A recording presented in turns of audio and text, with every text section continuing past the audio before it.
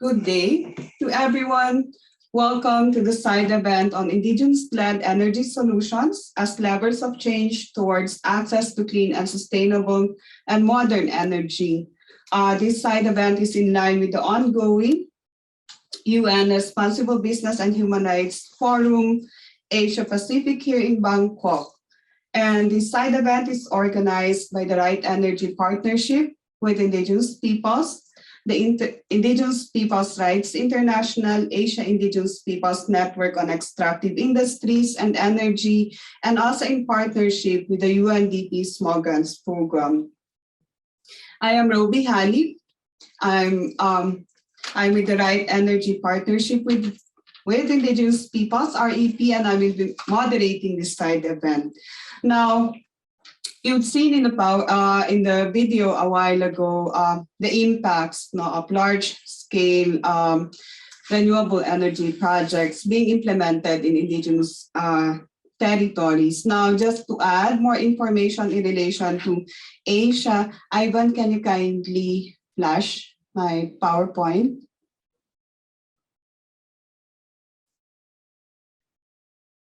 Next. Next.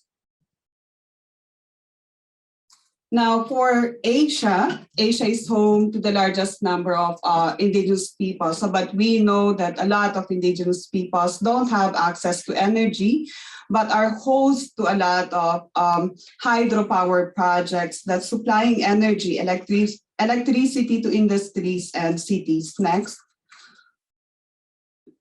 Next. This is what I got from the latest plan of the ASEAN under energy cooperation. And you would see here a number of hydropower projects that's being planned and ongoing, and how it's connected from one country to another. Now, this is more for the ASEAN, the Association of Southeast Asian Nations, to be able to achieve their economic plans also by 2025. These are large, their target is to be able to generate around 26,000 to 30,000 megawatts by 2025. And these are the countries where dams are being planned to be built.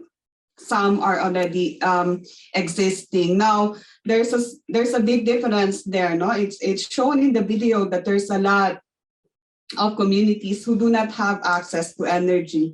And here's the plan of generating energy from resources in indigenous territories. But this will again go to big industries and cities, not really to supply energy to communities, to indigenous peoples who need them the most. Next.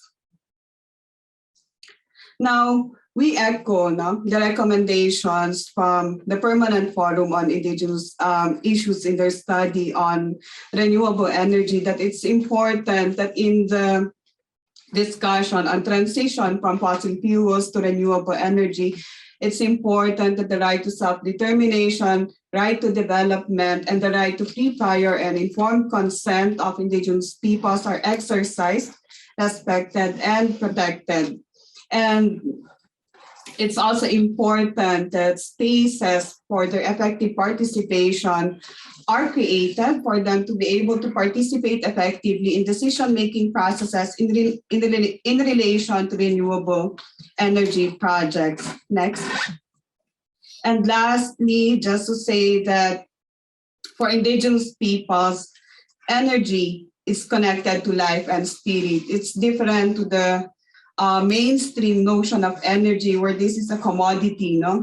Water for indigenous peoples is sacred, and the other resources within indigenous peoples is sacred, and it's connected to their identity, connected to their continuity as collective peoples. Now we have here with us to share the experience on the impact of hydropower projects to indigenous peoples in Northeast India.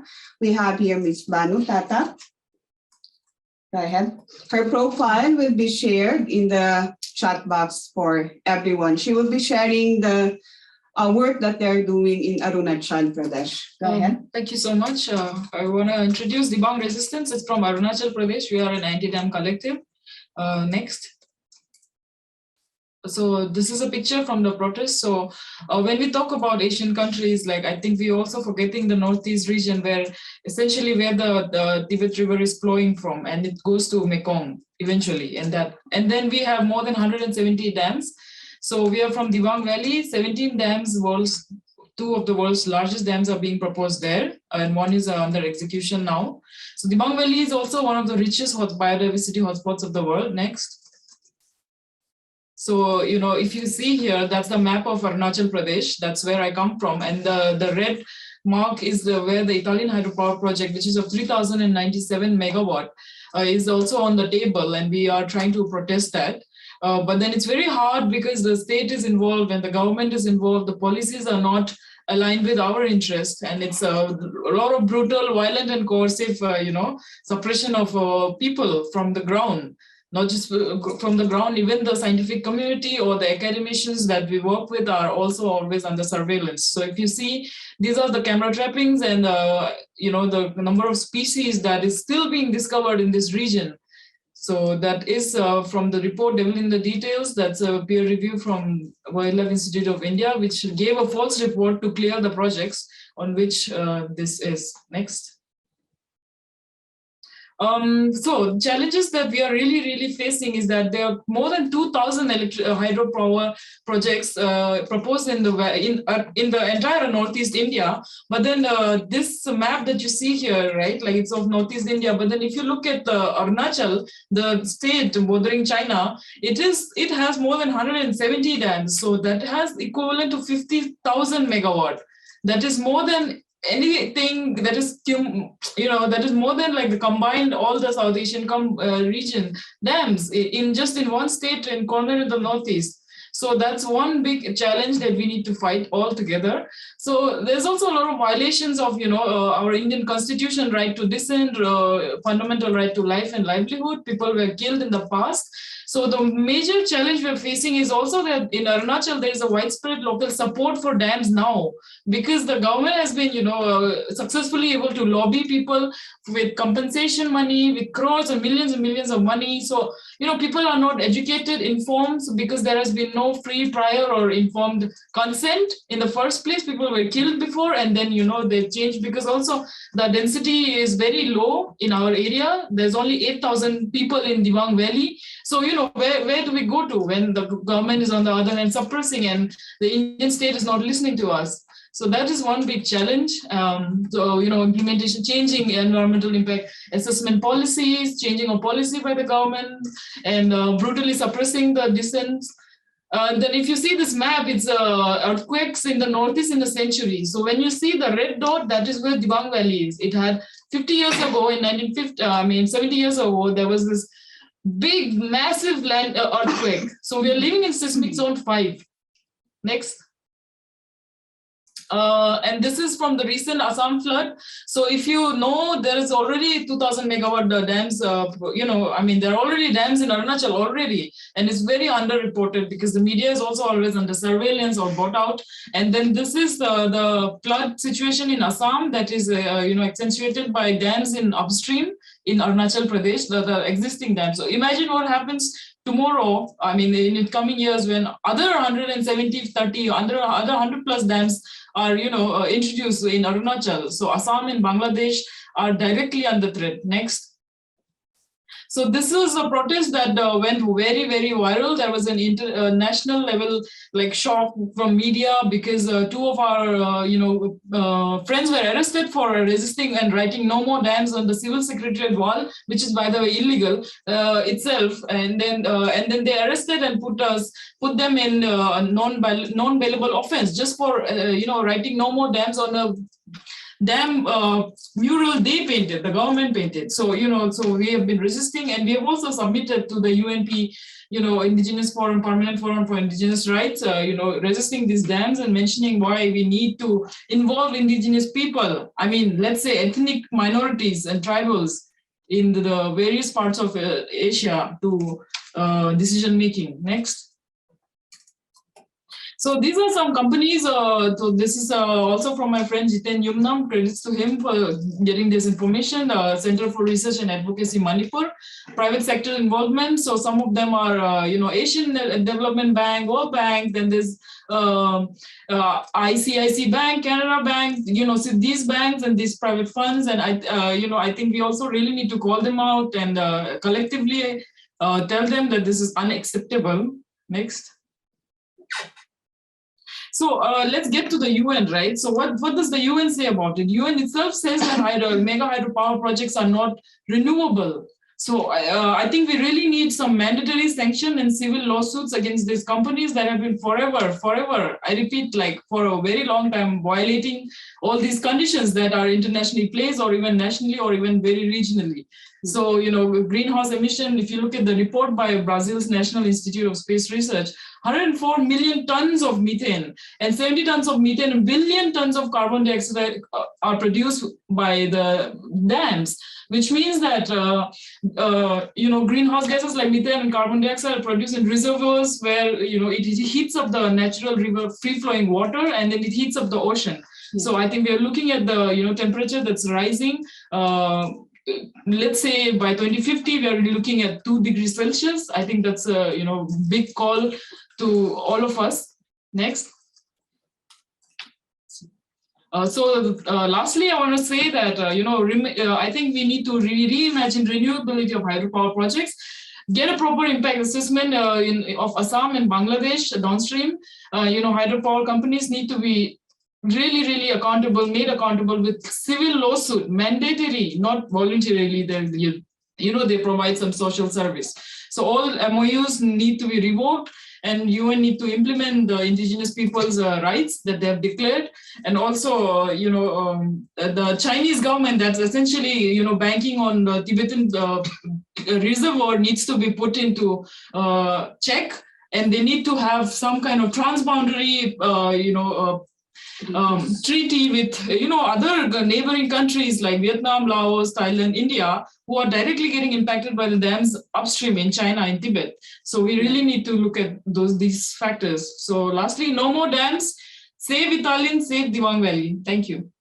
Thank you, Banu, for sharing your experience. And your experience also reflects the experience of other communities who are affected by big dams. Now, we also have a colleague here from Cambodia whose community was displaced by the Lower Sasan 2 Dam.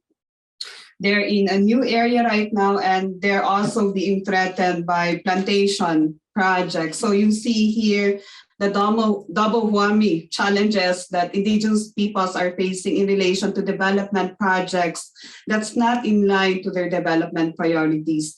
But on the other end, there's also a growing support for community-led renewable energy projects for indigenous communities to be able to have access to energy, utilize resources within their territories that's in line with their development priorities. And the Right Energy Partnership, REP, is currently partnering with UNDP through their small grants program in this project, and also with IFAD. IFAD is also supporting a South-South exchange project in Indonesia to also construct microhydro in indigenous communities. The next part of our side event is to feature these initiatives, at the community level, on how indigenous organizations and communities are also contributing to the achievement of SDG Goal 7 on access to clean energy. And we have here Dr. Terence Hayedi of UNDP. He's been strongly supporting us in this initiative, and he will be sharing in general the work of UNDP and the next steps that we will be undertaking in the relation to community-led energy solutions. Terence? Thank you so much, Roby. So I will, you'll control the slides. Okay, thank you so much. So I'll say a few words about the Small Grants Program before addressing the partnership with the REP. So if I could have the next slide. So the SGP is primarily funded by the GF and implemented by the UNDP. So this year marks the 30th anniversary of this program. We've worked now in more than 130 countries, funding small-scale projects by national NGOs, and about 30%. Next slide, please. Of the portfolio has been with Indigenous peoples in the 90 countries where Indigenous peoples are present. Now, we heard a bit about the UN Permanent Forum. One of the initiatives has been to work with Indigenous fellows. You see some of them there, including from northeastern India, Ating Lungharu in the middle there, from China, from Papua New Guinea and other countries. Next slide, please. So this was the analysis conducted by the GEF Independent Evaluation Office in 2017 on some of the topics addressed by the projects with Indigenous peoples, ranging from land tenure, as you see there, across a range of other issues, including energy. However, energy has not been necessarily an explicit focus in the past. Next slide, please. So this is a small snapshot of the pilot phase of the partnership between SGP and the Right Energy Partnership. We identified 7 countries where REP had partner initiatives. I think you saw in the opening slides some pictures from Cameroon earlier this year for the Asia Pacific Sustainable Development Forum. We heard from Cambodia, and today we'll hear from Timor-Leste, including on some of the challenges of maybe implementing the project at the national level. So we're keen to learn some lessons to see how the projects worked in the field. The next slide, please. So I think we'll hear more from Nepal. The projects were implemented both in the high altitude as well as in the lowland areas of Tarai. Next slide, please. And yeah, so the range of different technologies, small scale technologies ranging from solar, including for irrigation, biogas, micro hydro. I think we'll hear from Adrian Lazimbang from Malaysia. Next slide, please. But more broadly, this partnership is part of a wider partnership we've had with the Indigenous Peoples Advocacy Group at the GCF, Elatia and Teba and other organizations globally to identify mechanisms for the GCF to partner more effectively with Indigenous peoples. So UNDP supported the development of the GCF policy for IPs back in 2018, and we see the partnership with REP as a potential leverage point for a wider partnership. And so with the COP27 coming up in November in Egypt, we look forward to documenting and sharing some of the lessons from the first phase of the REP SGP partnership. I think then I have 2 more slides. Next slide, please. So yeah, in relation to the GCF, there have been dialogue workshops in a number of countries with the NDAs. Those are the nationally designated authorities for the GCF. You see there an image from Kenya with Stanley Kimaren, who is part of the group of Indigenous peoples globally engaging with the GCF. So the potential for scaling up the REP partnership is there, and we look forward to exploring this further. Back in COP22, we had a 2-day meeting globally with Indigenous peoples on this topic in Marrakesh. Final slide, please. So I'll just put this into the context of UNDP's overall work on energy. So last year, UNDP formally launched the Sustainable Energy Hub.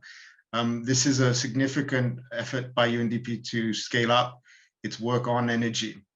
So it is set a very ambitious target of reaching, you see that figure of 500 million people by 2025 through this new energy hub. So obviously Indigenous peoples are a major rights holder and in that exercise. So to the extent possible, we would like to see how this REP partnership can fit into this overall effort. I would just say a couple more things that in relation to the human rights agenda, the recognition of the UN right to a clean, healthy and sustainable environment, which was passed by the Human Rights Council in October last year, followed by the General Assembly resolution in July, is very significant given what we heard from northeastern India.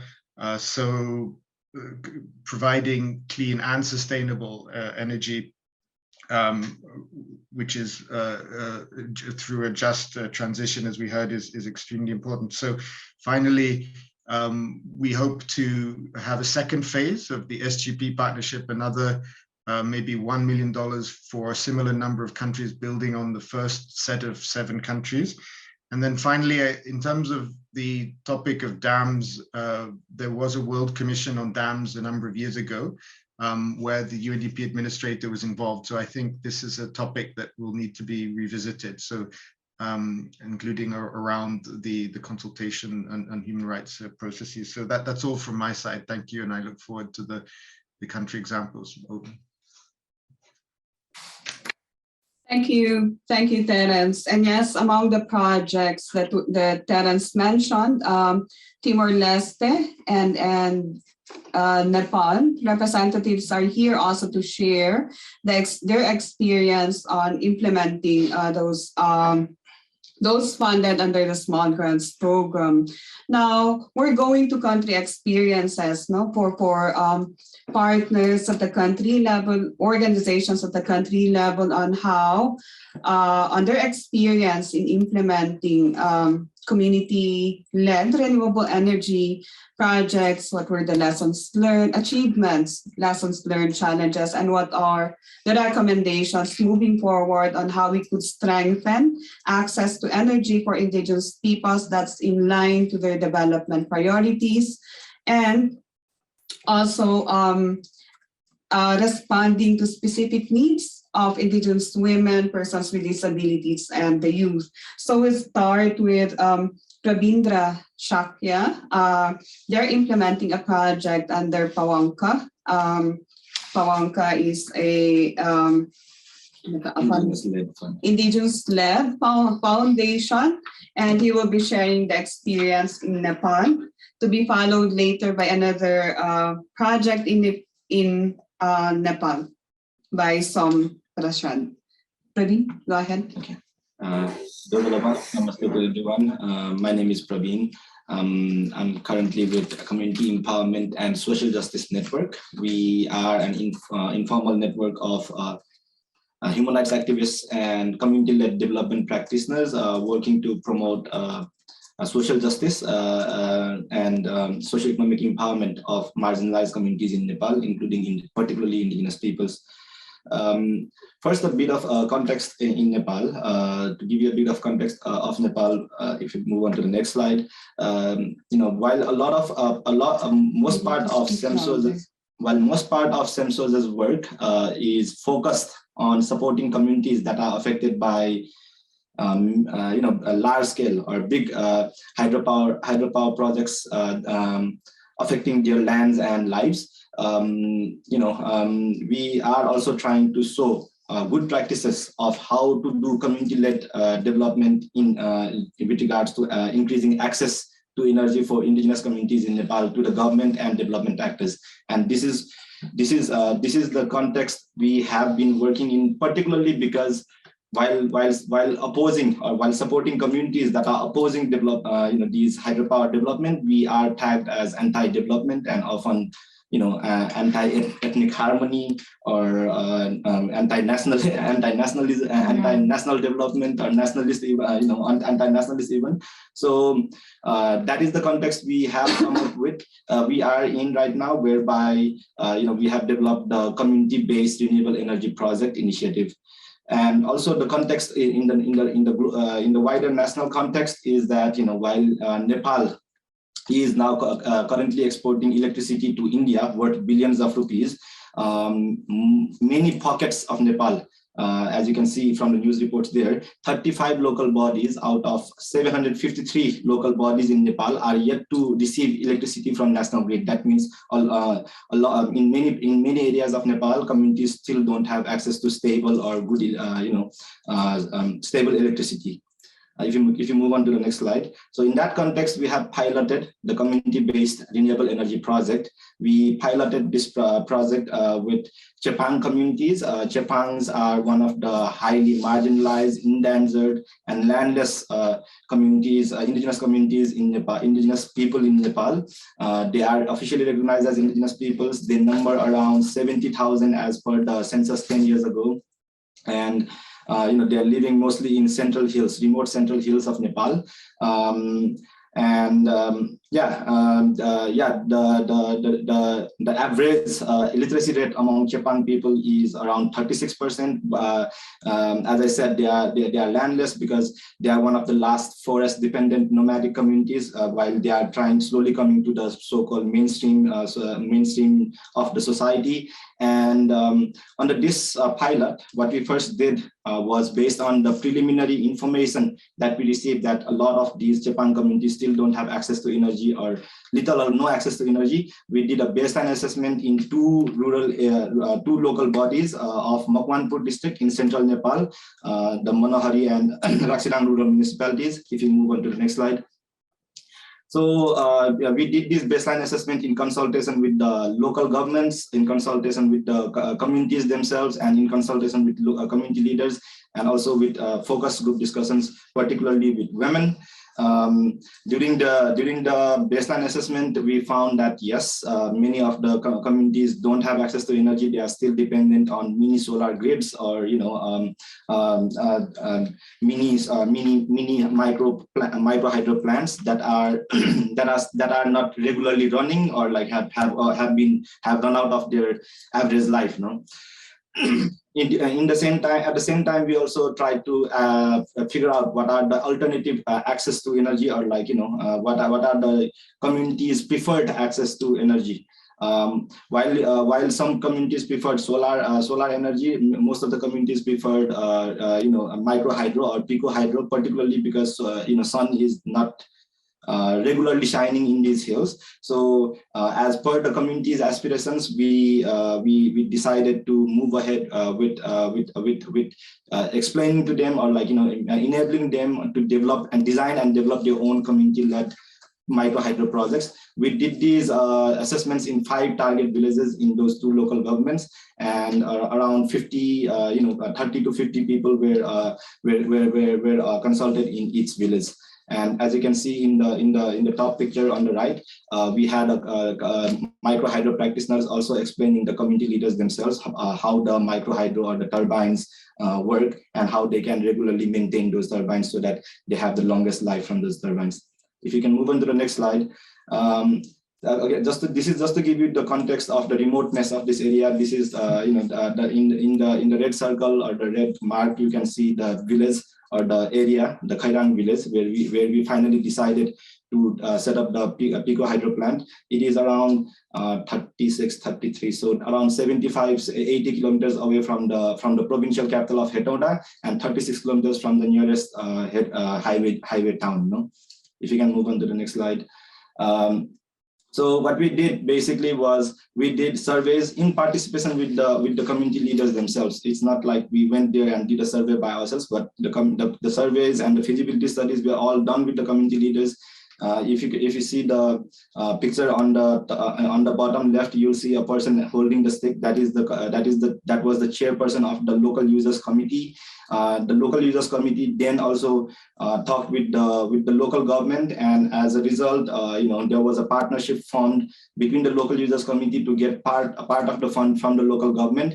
And the committee chair was even so eager to set up this micro hydro or pico hydro in his village that he voluntarily donated the house for his land for construction of the powerhouse.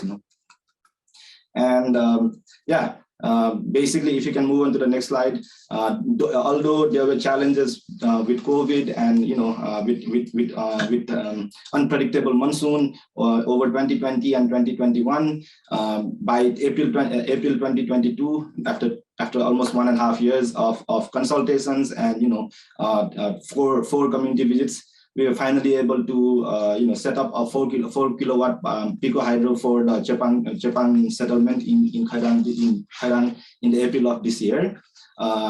This was the first time they had stable electricity access. If you can move on to the next slide. So yeah, just to give you a quick roundup of numbers, we again surveyed 5 villages in two local bodies. At the end, by the end of 1.5 years, a 4 kilowatt pico hydro power plant was set up and operationalized. While we undertook 3 preliminary feasibility studies in those 5 villages.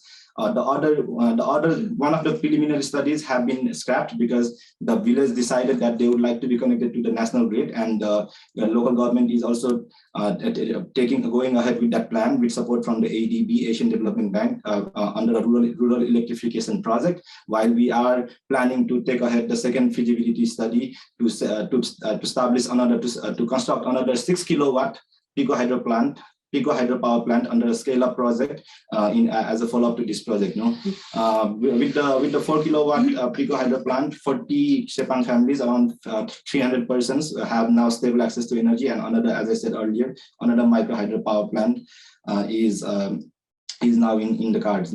Just one last slide. Also wanted to share you some quotes. If you can go back to the next slide, earlier slide, because these were some very powerful quotes in the news reports, that the Japan women said that they now no longer have to collect pine needles. The Japan girl was saying now she can read all night long and don't have to sacrifice her education because of lack of electricity. And just on the side of the CVREP pilot, also we were able to support, give some support to the local school. And if you can move on to the next slide.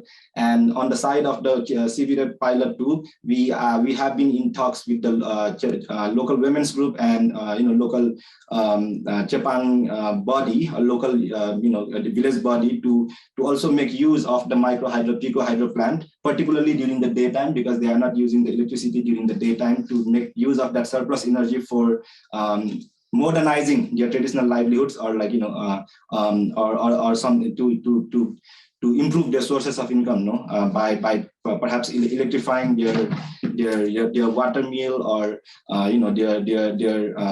their traditional livelihood of making churi honey.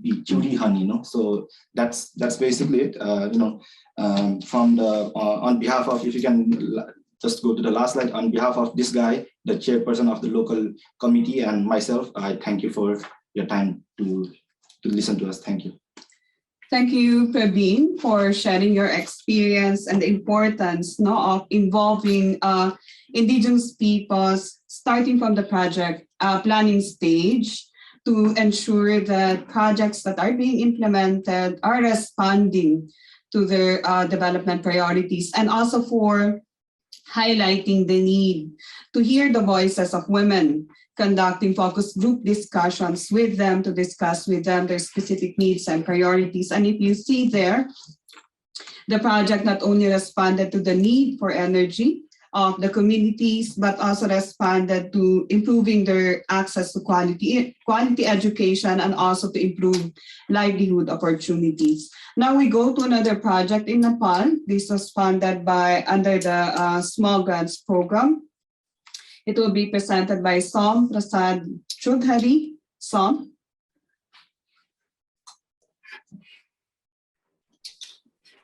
Hi, I'm Som from Nepal. We have been launching this project in Nepal, Rajapur Municipality, Ward number 2, Bargadhi village. And our project is supporting indigenous practices and entrepreneurship through promotion and renewable energy technology in the indigenous community. It has become about 1 year of launching this project. Please, next slide. And especially we are working in renewable energy technologies in the Tharu community. Basically, we have this, the target beneficiaries of this project is indigenous Tharu people. This is a demonstration project, and the total households are 187, where 492 are male and 493 are female. Please, the next slide. Yeah, at first we introduced about the project and its benefits about the renewable energy technologies, gathering and calling meeting of Burger. Burger are the community leader of Tharu community. The Tharu community is handled and managed by the Burger. So we call Burger teachers and intellectuals in the meeting to introduce about the renewable energy technologies at first time, and secondly we call to the all representatives and the house chief of households to introduce about the renewable energy technology. Then after we demonstrate the all energy technologies like solar dryer, solar pump, drip irrigation system, and improved cooking stoves like other induction stoves also, but we have the renewable energy technology. Then after we conducted the need assessment and the demand collection with social mapping, we gathered called the meeting of all house chief representative from the households, that what problem they have and what they want in actual, their economic and social and cultural status. We found out through the social mapping. We call 2 meetings of social mapping. Then after technical assessment and a feasibility study for the renewable energy technologies is completed with the help of CRTN and eco-friendly solutions as well. Here is a photo of 2 meetings also. The one left side is the meeting with leaders, community leaders and the teachers, and another meetings with the community people, the representative from the households. Please, next slide. And this is the implementation phase. Then after selection process of renewable energy technologies, the people demanded Sazilo sunflower pump. This is basically used for vegetable farming and a fishery, who really wants to do vocational vegetable farming and generate income. So likely 50 units of ICS is being installed, and 10 units of there is a 10 units to install in the project, but people demanded 12 units of biogas, so we installed 12 units of biogas in the community. Similarly, 10 units of solar dryer is installed. The Gurua and the Baidawa are very facing problem to dry their medicinal herbs. So they demanded the medicinal herb solar dryer, and we provided them, and for the greenery and to manage the ecosystem, for preservation and protection of environment. We planted 600 of high value tree, and trees were mangoes, lychees, and timers. Each household planted trees, plants in their home. This next slide. This is implementation phase, and Sazilo sunflower pump is very useful for the people, those who are doing vocational and organic vegetable farming and fishery is very useful. Where is a problem of irrigation, it has made easy to irrigation. So likely I have already told about improved cooking stoves. Mostly of the women were facing with the smoke. And here is a traditional types of stove in the Thai community. And when we demonstrate the improved cooking stove, they like this and install the cooking stoves also. Our man is cooking food in the improved cooking stove. This is the photo shown in the slide. And another, there is a biogas planted in 12 houses and the solar dryers photo and downside. Please, next. There is basically involvement of women and the youth also we tried because women are the rights holders as well. And in Tharu community, women are the members who work in kitchen and the kitchen garden. The household works management depend upon the woman. Therefore, the renewable energy technologies made easy for irrigation, cooking food in a non-smoke environment. This reduces workload and deforestation as well in the Tharu community. So like to raise the awareness in the Tharu community, we organized a school camp and oriented about the renewable energy technology and its benefits. And we organized the drawing competition about the renewable energy technology after orientation. The students took part actively. And they also help to raise awareness about the renewable energy technology in the community. Please, next slide. You So, have 1 minute. So why it is important that I have noted 3 points. It is important for climate change, economy, and a safer future as well. Massive use of fossil fuels, pyrite, and don't causes climate change. Practicing renewable energies is a way to protect from climate change. And economy, fossil fuel are one of the biggest financial barriers hampering the world's shift to renewable energy. The indigenous community faces most of the financial barriers. Using renewable energy will be economic for the indigenous community. And similarly, safer future. The human rights of indigenous communities are often violated. Their territories often host renewable energy, but they are avoided to use it. They have been facing conflict and displacement. In case of promotion of renewable energy in indigenous community, it would make a safer future. Okay. This next slide.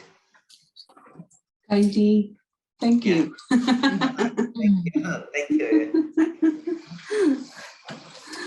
Thank you. Thank you, Som, for sharing your experience. And we see here that the projects that were presented in Nepal reached communities that were, how do you call that, that were not reachable, no, by projects of the government. And this is also important to note that many indigenous peoples are located in far-flung areas where it's difficult for projects are impossible to implement. I have some questions for you both later, but we'll go first to Timor-Leste, to Alberto de Jesus Barros, who also implemented a project funded under the SGP program. Alberto? Thank you.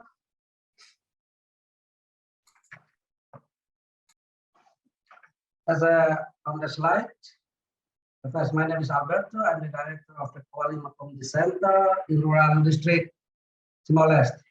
On the slide, that we partner with UNDP, implement the solar panel. So what we achieved there, that we charge and map with the household. Then we find the household, we select it, the beneficiary with no electricity.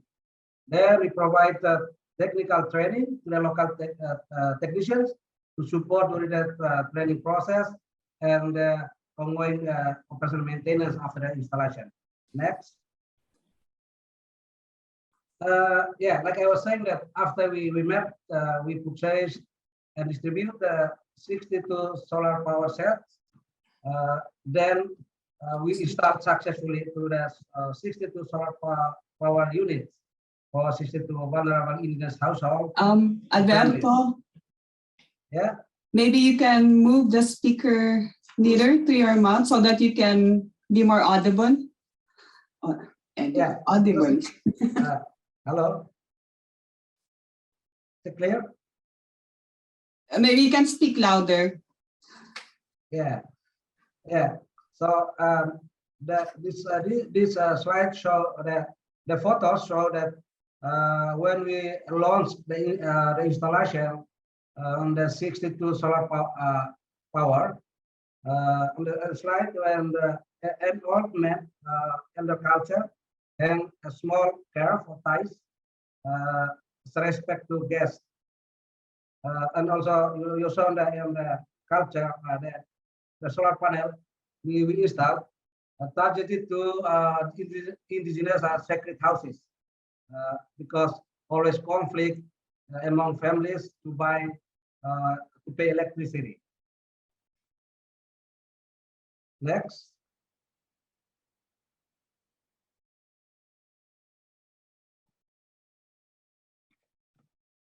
Next, please. Yeah. So before we have a indigenous culture.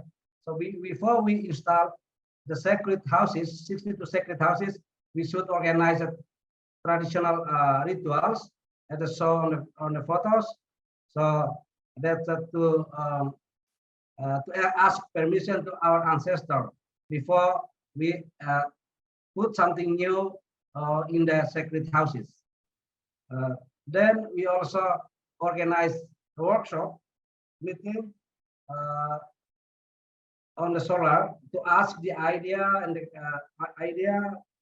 to the community, so that we can get ideas and recommendations and suggestions for next steps. So on the photo you saw the elder people, the beneficiaries, they are sitting around with the local food, local like something buckets, peanuts. That's to ask permission to our ancestors.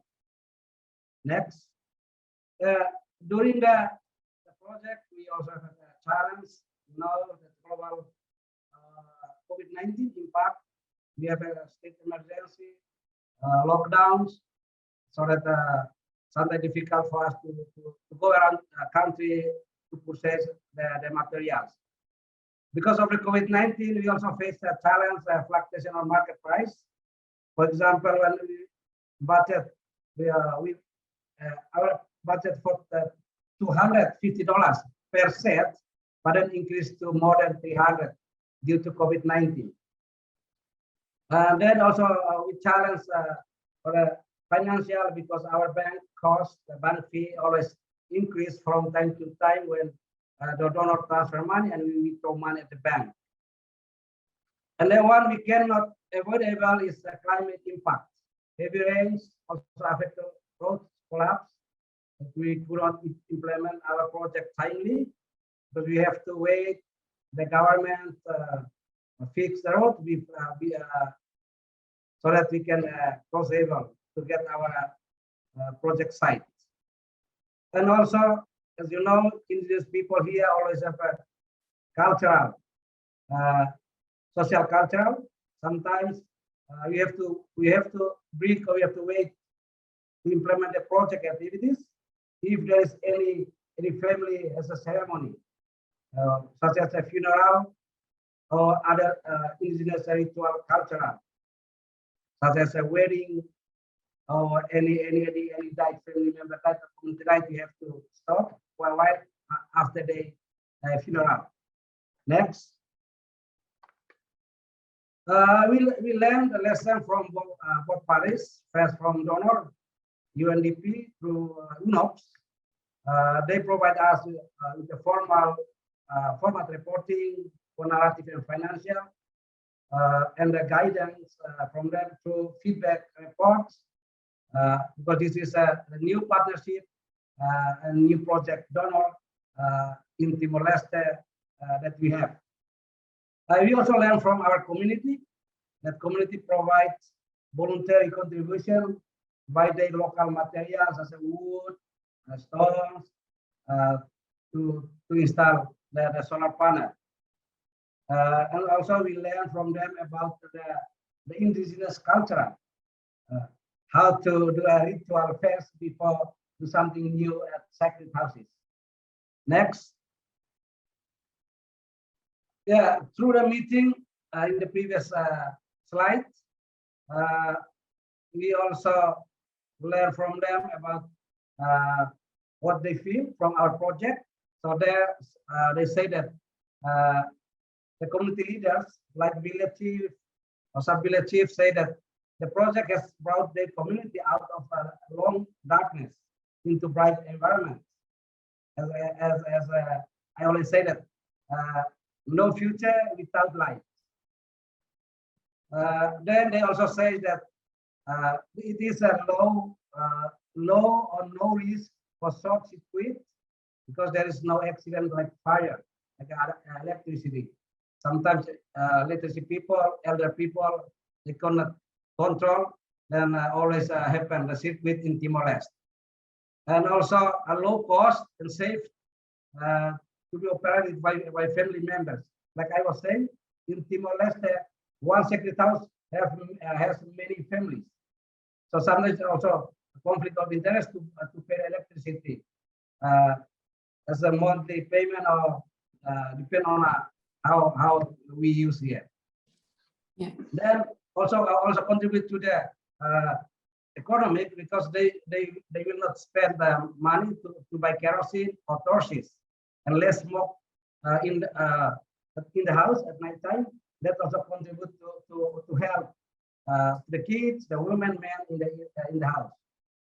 And then children can study at night. That contributed to education. And less scary because light can show everything at night time. Because they are in rural, sometimes there are a lot of thieves. Not the young boy to thief something inside of the sacred house. The sacred house always have something like a sacred power, money from ancestor. The naughty boys and thieves sometimes just go around to go inside to take. Yeah. Next. Kindly wrap up. Yeah, recommendation that because we involve before we map it, we also coordination with the local government, especially the electricity department. And also the municipality administrator. So when at the launch, the local government suggests to continue with the energy as a project to support rural vulnerable communities. That's from this municipality administrator, and also from community leaders, such as a sub-village chief, a village chief, requested to community center if there is still possible to their community members to access energy, as well as different villages, because Kovalima municipality has 7 sub-districts, 30 villages. And from ourselves, community center respectfully request to Global Environment Facility through a small grant project to continue to partner with us, because this the project realistically meets the needs of indigenous communities and provides benefit in many aspects of life indicated by the community in their expression in previous slides. Okay. Next. Thank you. Yeah, I just sorry, I cannot read everything because only 7 minutes. I don't want to miss all the slides that I have. Thank you. Thank you, Alberto, for sharing the experience also of Timor-Leste, especially in Cobalima. No? Now we move to our last speaker, Mr. Adrian Lasimbang. He's also an active member of the board of the Right Energy Partnership, and he's been an inspiration for many of us in doing the work, on community-led renewable energy project. So, Bani, take the floor. Thank you, Robbie, and thank you very much. Good afternoon to all. Just to share my screen, I just want to share a bit on what we have been doing in Malaysia, particularly on how regards to developing indigenous based technology for indigenous communities. So I'm representing today my organization, which is Tony Boom, and I'm going to present just a short sharing about what we have been doing through the Right Energy Partnership, particularly our collaboration within Aman through the program of IFAD. Currently, Tony Boom is doing the technology transfer or training for our friends in Aman. And of course, we are also very much, committed towards the UN SDG, particularly on goal number 7, even though we are also looking at the other goals of the UN SDG. First of all, just to get your attention, what we do actually at Tony Boom, we have a center called CREATE, Center for Renewable Energy and Appropriate Technologies. We have established this training center for quite some time, but we have 4 main goals, which is actually looking at providing affordable renewable energy systems for indigenous communities, and also to provide trainings, especially on our rural indigenous youths on developing our local expertise and also small enterprise. And we are also looking at small industry from the productive under what we call a productive end use, when we have already available energy at the village level. But at the same time, we need to make sure that there is capability and within our communities to produce those parts. Because one of the major things that I have throughout the years as a practitioner, we found that technology is also a limiting factor, because we have to import these technologies, and because of that, we are actually in the mercy of the producers or the design. So with that challenge, our team in Tony Boom have basically developed an open source design, and also we provide this technology to any organization who are interested to come and learn on how to produce those parts from turbine components, like the cups for the Pelton, turbo, cross-flow turbine, to the controllers. Yeah. So in order for us to reach this goal 7, which is the key word is affordable, because we have been looking at technology that is imported from outside. So that is actually a very key factor. So that's why we have worked quite some time to develop indigenous technologies. So we have been looking at how can this technology be also able to be in the hands of indigenous communities. So these are some of the things that we are looking at, and how can we provide this technology, train our local indigenous communities to actually produce those equipment. So we have been experimenting on recycled materials from aluminium to plastics. Now we are producing turbines from recycled plastics, so that we can reduce the cost. And most importantly, we are able to make sure that we have competent people who can build and install and service this equipment. So these are something that we have built over time. We are talking about 20 years of work on this, and we here at CREATE, we are willing to share those anyone who are willing to come and learn. So when we talk about renewable energy, we have been focusing on micro hydro, but we are very much on mini grid systems.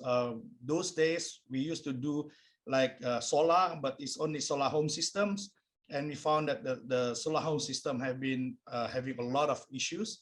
So that's why we have been looking at how can we do mini grid systems. But for this sharing, I would like to just focus on micro hydro, because there is potential of 4 main category, which is environment conservation, specifically on watershed conservation.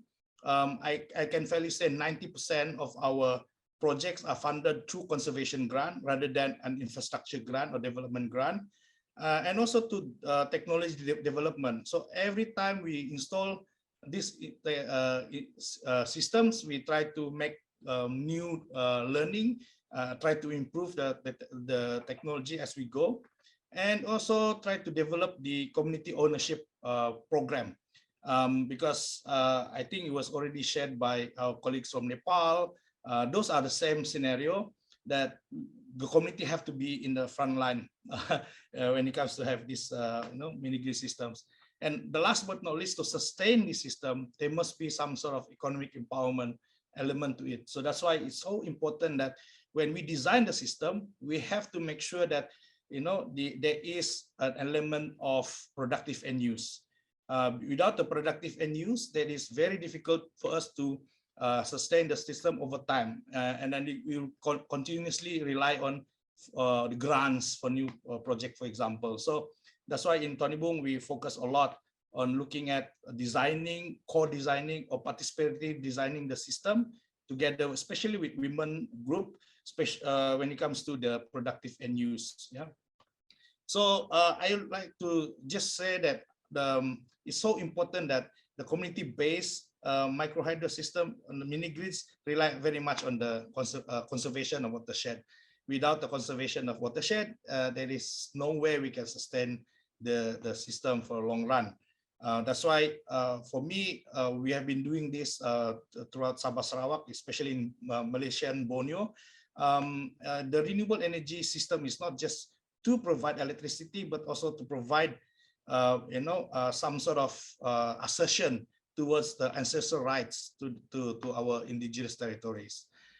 These are the maps, the location of the about now we already have about 40 projects all over Sabah and Sarawak, mostly micro hydro systems, and this micro hydro system range from very small 3 kilowatt pico hydro to like 50 kilowatt mini hydro grid system.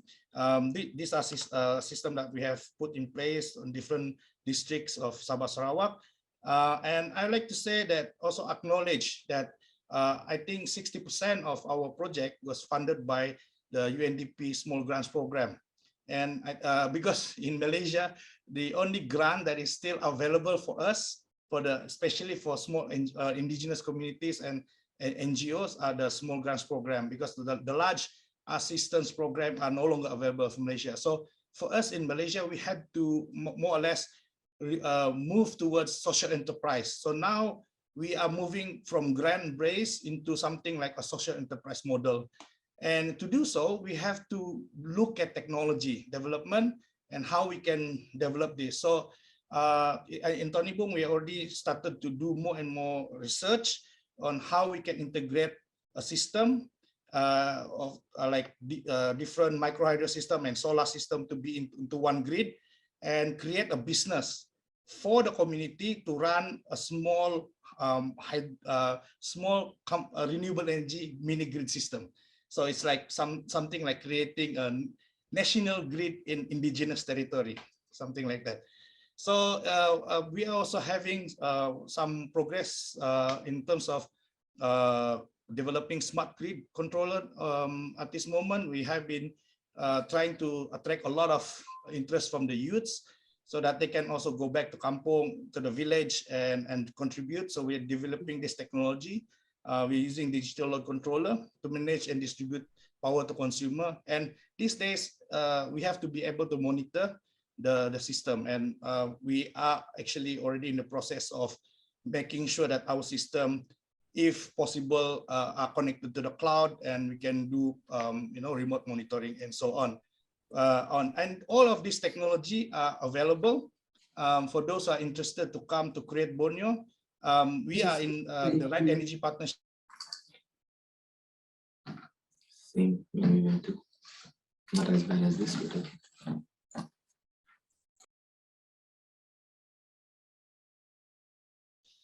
The whole indigenous. There's a lot of challenges going to these villages. For my state, Sabah alone has still have over 200 village. they still to be electrified, and to reach this village are very challenging. And when we talk about bridging the gap in UN SDG, we always see this community as the last mile community. But I think we should change the approach that this last mile community should be the first mile. And that's how we are doing now. I think that's all. Thank you very much. Thank you. Thank you, Bani. And a number of organizations are actually requesting for an inter-learning exchange with Tonibong in Malaysia to learn how they are doing the work in terms of also developing their own technology to be able to reduce the cost on implementing renewable energy projects. And it's important the point that you highlighted on, it's connected to the management of the forest, because without that, we will not be able to sustain mini hydro projects that will be constructed in the community. Now we have time for question and answer, and I see here comments from Northeast India on the dam, which was also presented by Ban a while ago. There's a question to Alberto. How did you decide to go for solar technology? Was there a feasibility study with the community, such as topographic surveying, resource assessment of all options, such as hydro, biomass, solar, and so on? I think there's also a question in the chat box. I think this goes to on speaker on the governance, the management, post-project implementation, who's doing the, who are the community provided the capacity to be able to manage and maintain the projects that were implemented. So this goes out to all the speakers. And for some, and also for Pravino, it would be also good to know what were the challenges that you experienced. Is it similar to the challenges that were experienced in Timor-Leste in the implementation? And for Bani, I also have a question for you. What are your recommendations moving forward in strengthening partnership with indigenous peoples on renewable energy? Because we know that there are a lot of private sector funding and also UN funding on renewable energy, but how should partnership be with indigenous communities? So maybe I start with Alberto. The question for, is Alberto still here? He's not? Got disconnected. So maybe we go to Song. The question on the challenges and who manages, who sustains the projects that are with the community.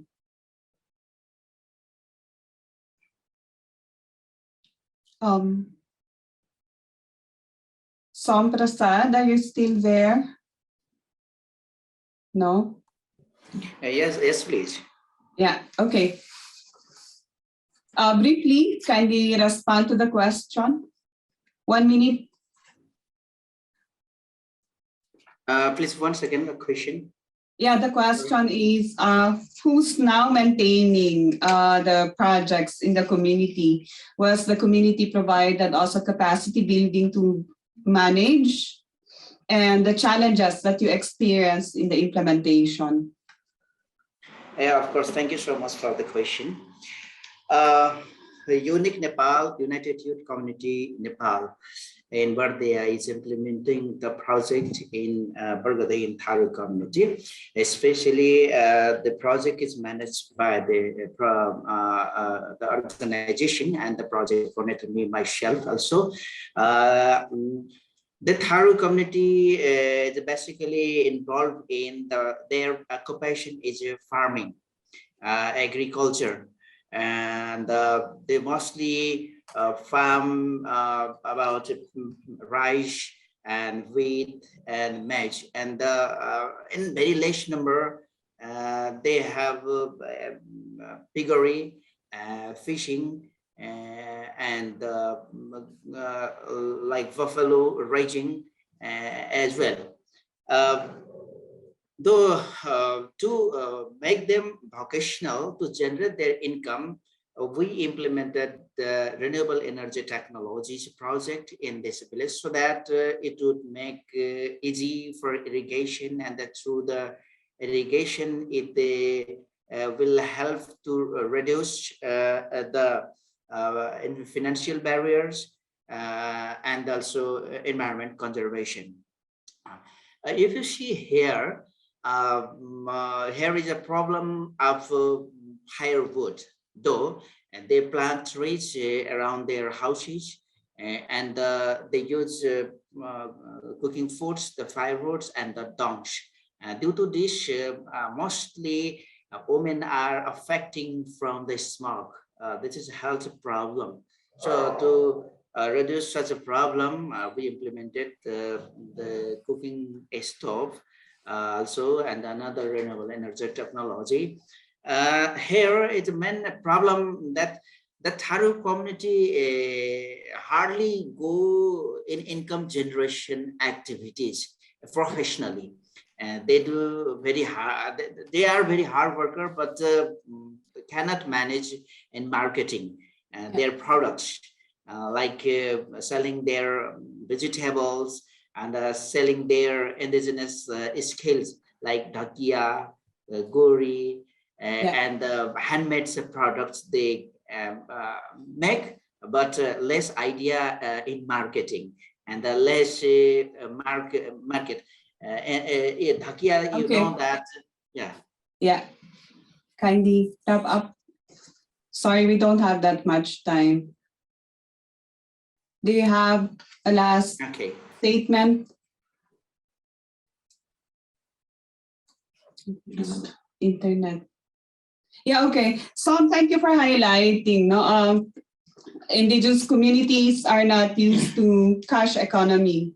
Therefore, they're not really used to, we're used to the sharing our produce with other people in need, but not really to sell our products. And entering into economic activities is a big challenge for indigenous peoples, but there are times when that's needed to also be able to sustain some activities within the community, like these projects that are being implemented, and also to be able to address some of the needs within the community. But really, social entering into livelihood, social enterprise is another aspect that needs to be strengthened within indigenous communities who are not familiar with the cash economy. And Praveen, maybe you can respond to the question, and I can go to Bani. There are also a number of questions to Bani in the chat box. Yeah, so firstly on the maintenance. Yeah, firstly on the maintenance, for these kind of projects, like small or like large development projects, the approach is to first set up a local users committee. So that's what we did too. We set up a local users committee comprised of the users, the Japan families who will be benefited by the pilot project.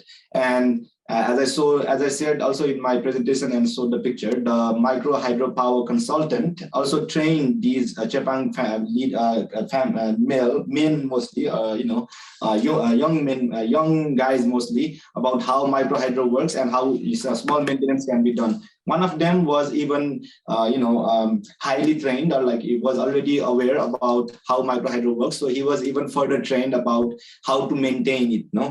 So the maintenance is basically, small maintenance is done by the local users committee by themselves. But at the same time, the vendor that we contracted out for constructing the micro hydro is also giving free support for 10 years to maintain the micro hydro plant if there is any problem.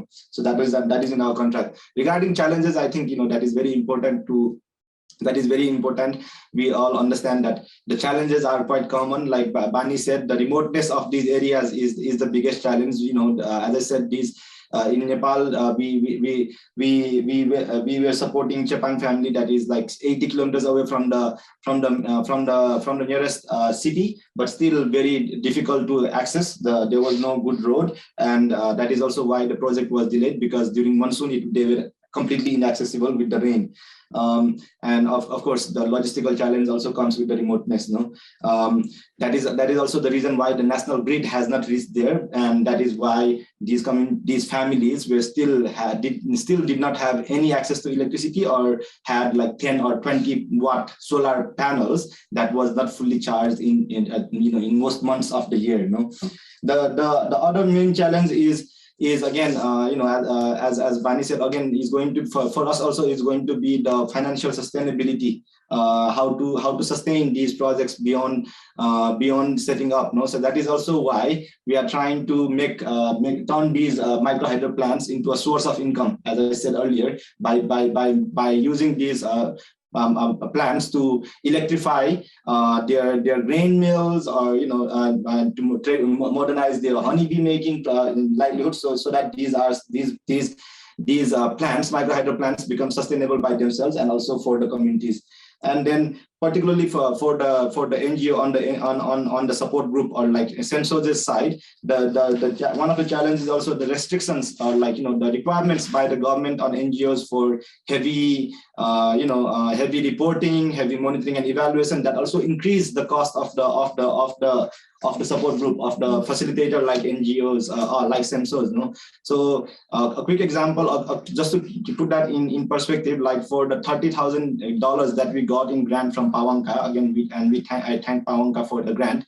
Of the $30,000, we had to pay $1,000 to the government directly for what they call monitoring and evaluation to the central authority that oversees NGOs. And at the same time, there was also $2,000 to $3,000 that we had to pay in taxes, and also for allowances to the government for pre and post project processes. No, so those are also the challenges, the restrictions and reporting requirements on NGOs that increase that put financial pressure on the project. Okay, thank you, Praveen and Bani. There are also a number of questions for you in the chat box, and also giving the floor to you to close as the board member. Thank you, Ravi. So there are actually a few interesting questions, I think, from Watson from Solomon Islands. The most important tool for us to actually, when you want to stop logging in watershed area, is first we have to do the community mapping, and most of the time we use community mapping to negotiate and so on. But on our case, we have used microhydro as a means of organizing the community and incentivize them to actually protect that. But once we have this microhydro in place, we have stronger justification to the government, to the logging companies, that, hey, you are actually destroying our microhydro. And we have managed to stop a lot of this so-called destructive development in watershed area because of this. As long as the community is willing to, and also very clear on the, using the, what in our context in Malaysia, we use our adat or the customs, our native law, to actually govern the watershed area, which I also willing to share for anyone who is interested. Secondly, to Adesina, there's a question about regional collaboration. In fact, in South and Southeast Asia, we already established a network of practitioners for microhydro and renewable energy system, which is hydropower empowerment network. I pasted the link to on the chat box, but those who are interested can actually contact this, because we have a common goal of making a lot of this technology to be made open source. So that's why a lot of the collaboration and exchange happen within this network. And I don't think there is a problem for us to have an indigenous network of practitioners also to and link the different initiative in the regional level. And I think the Right Energy Partnership is the best platform for us to coordinate those learning centers from Nepal to Philippines, Indonesia. We have a lot of similarities on this. And then also to look at if you want to have a regional program, I think GF has the potential to support this. And especially for us in Malaysia, unfortunately, because we don't have access to this kind of grants. So the only time we are actually part of the movement is when we are sharing our knowledge, and that is where we can contribute. Because if we were to apply grants for projects in Malaysia, it's a bit difficult. We have to look at different source for that. So and this is also interesting about earthquakes. Yeah, although we are saying that okay, big mega dams are then no dangerous, but there's still very little attention on runoff river systems. Yeah, I think for the moment I have been advocating for the small hydro, maybe like 10 megawatts, size runoff river system, which is actually much more sustainable. But we have to take it a little bit of caution, because when you are building anything, a tunneling or anything on a very seismic active area, we have to be very careful on that. That's why feasibility study is very important to do that. And it's not just based on who's doing the feasibility study. We indigenous people, communities should also know how this feasibility study works, and we can at least have knowledge and counter the argument if the kind of recommendation is actually against what we think, because we have the traditional knowledge, we have the advantage of having the special knowledge of that particular area. And yeah, something that is we are in the forefront, especially for indigenous communities. Yeah, so I think I live there, and I hope that the Right Energy Partnership can get more support. The small grants program and IFAD is just one of the example. Hopefully more examples can come up, and we can help other communities to do that. So I think that's all from my side. Robbie, did I miss anything on the questions? It's okay now.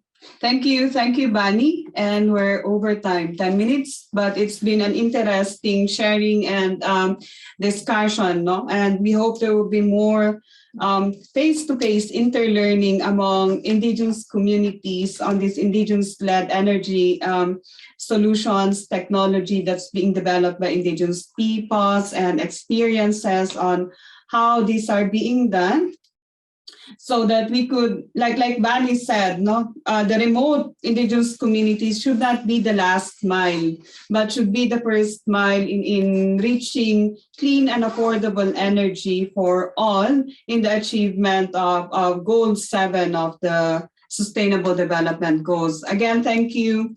We were not able to respond to all questions and comments, but thank you very much for attending our side event. And we hope we will continue the work, the partnership that we have in ensuring access to energy and quality and affordable energy for our communities, and also to correct the implementation of this big, not correct, but to put these big projects in the right perspective. It should be based on the respect for human rights of indigenous peoples, and should not lead to violations and displacement of indigenous communities. Thank you, everyone, and thank you again to our interpreters who were with us, the speakers, and everyone who participated. Thank you.